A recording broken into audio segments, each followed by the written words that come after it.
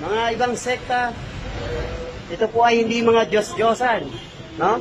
Yung mga santo o saint sa loob ng simbahan po namin, yan po ay saint, mga santo. Amen?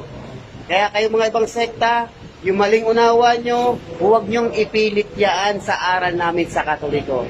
Amen?